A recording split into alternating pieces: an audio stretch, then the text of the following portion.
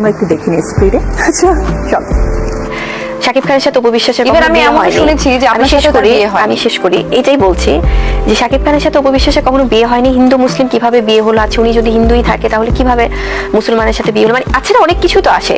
এটা প্রসেসিংটা কি ছিল, এবং ওনার যে ডিভোর্স হয়ে গেছে, কিন্তু উনি এখন আবার বলছে যে ওনাদের সাথে খুব সম্পর্ক আছে, অপবিশ্বাস দাবি করছে। মানে এই যে একটা কনফিউশন, তো আমি তো এই জন্য যখন আমার ব্যাপারে ওই জিনিসগুলো আসে তখন আমার কাছে খুব নর্মাল লাগে যে আসলে তার মানে যেহেতু মানুষটা শাকিব খান, তার মানে এখানে এনিথিং ক্যান হ্যাপেন, মানে যে কোনো স্টেটমেন্টে আসলে আসতে পারে। বর্তমান ভবিষ্যৎ কি হবে সেটা আমরা কেউ জানি না, এবং আমরা যখন একসাথেও আমরা অনেক কিছু শেয়ার করছি।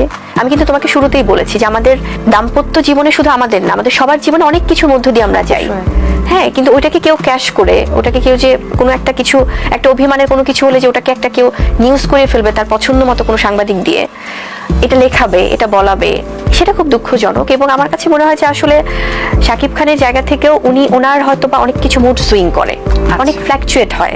হ্যাঁ, সেটা আমি ওনাকে বরাবরই বলি যে উনি যদি 1 to 1 কখনো কথা বলে অনেক কিছু ক্লিয়ার হয়ে যায় কিন্তু মানুষ,